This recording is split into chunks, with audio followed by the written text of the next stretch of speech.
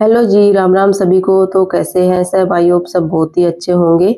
मैं भी ठीक हूँ। तो मेरे channel Riju stitching and blog में आप सभी का स्वागत करती हूँ।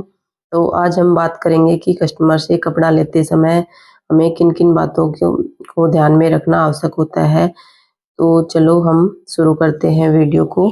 बने रहिए मेरे वीडियो पे। तो कस्टमर से जब हम सिलने के लिए कपड़ा लेते हैं तो सबसे पहले हमें उसका मेजरमेंट कर लेना चाहिए। कपड़ा कितने मीटर का है, 2 मीटर, 2.25 मीटर, 2.5 मीटर। जब हम कुर्ती सिलने के लिए लेते हैं तो हमें 2.25 से 2.5 मीटर तक कपड़ा चाहिए होता है। तो आप माप के देख लीजिए कि वो आपकी ड्रेस के लिए पर्याप्त है या नहीं है। ब्लाउज के लिए 80 सेंटीमीटर से लेके 1 मीटर तक हमें कपड़ा लेना होता है। तो उसी हिसाब से आप अपना ध्यान रख सकते हैं कि ये क्या सिलवाना चाह रहे हैं और उसके लिए पर्याप्त है या नहीं है। उसके बाद आता है कि कपड़े को खोल के ज़रूर देखें। जब कस्टमर हमें कपड़ा दे तो उसको पूरा ओपन करके हमें देख लेना है उसी टाइम पे। नहीं तो अगर कपड़ा कटा फटा है और बाद में आपको पता चलता है, आप उसको बोलते हैं, तो कोई कोई कस्टमर ऐसा होता है कि वो बोल देगा कि आपके घर पे जाके ही कटा है कपड़ा, मेरे पास तो सही था और आपसे ही कट गया होगा, मेरे को नहीं मालूम, मैं तो अब कुछ भी नहीं कर सकती। तो ऐसी परेशानी का सामना करना पड़े उसकी बजाय आप उसी टाइम पे कपड़ा खोल के ज़रूर देखें कि कहीं से कटा फटा तो नहीं है। फिर तीसरी बात आती है कि कपड़ा मिसप्रिंट तो नहीं है, दाग धब्बे तो नहीं लगे हुए हैं। वो सब भी आपको उसी टाइम देख लेना ज़रूरी होता है, नहीं तो बाद में आपको दिक्कत आती है। तो आप अगर नए-नए हैं तो इन सभी बातों का ध्यान रखें। फिर उसके बाद आता है बॉडी मेजरमेंट का, कि आप बॉडी से उसका अच्छी तरह से माप लें। मतलब लूजिंग रख के जितनी भी आपको लेंथ करनी है, स्लीव करनी है, सब कुछ आपको कस्टमर से पूछ लेना है अच्छे से और अच्छे से नोटबुक में नोट कर लेना है एक-एक पॉइंट को, कि हमें गला इतना रखना है, लेंथ इतनी रखनी है, स्लीव इतनी रखनी है और फिटिंग यहाँ पे लगानी है। वो सब आपको उसी टाइम पे नोट कर लेना है, बाद में आपको दिक्कत नहीं आएगी।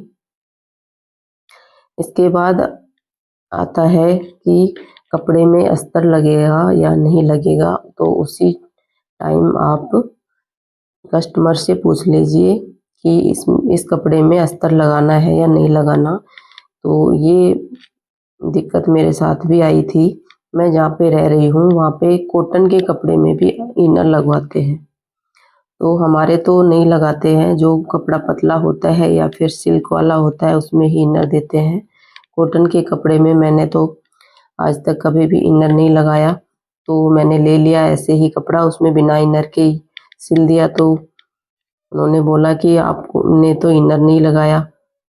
तो कॉटन के कपड़े में कौन इनर लगाता है? तो ऐसी दिक्कत का सामना नहीं करना पड़े उससे पहले आप पहले ही कंफर्म कर लें कि इसमें इनर लगेगा या नहीं लगेगा। उसके बाद आता है कि अपने रेट और डेट फिक्स रखें।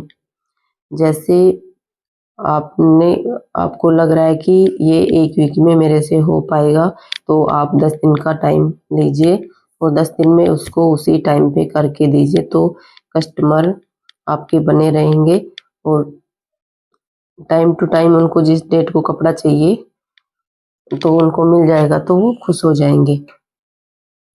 तो ये सही रहता है, पहले ही कंफर्म करके रखें और ऐसे ही आप रेट भी अपने फिक्स रखें, पहले बता दें।